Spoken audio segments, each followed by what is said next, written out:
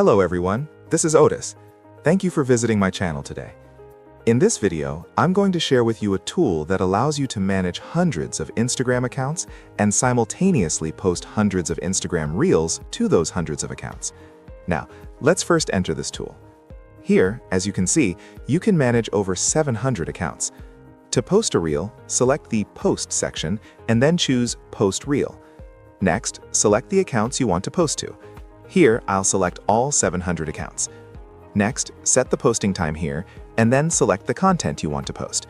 Yes, select the content. This content needs to be uploaded to the software beforehand. Next, further down, you'll find the Settings section. How many videos you want to post per account. Next, there's the Hashtag section and the Facebook account sharing section. Once the settings are complete, simply click Start. Yes, it's very easy, isn't it? If you want to get your hands on this tool, don't forget to send me a message on Telegram or WhatsApp.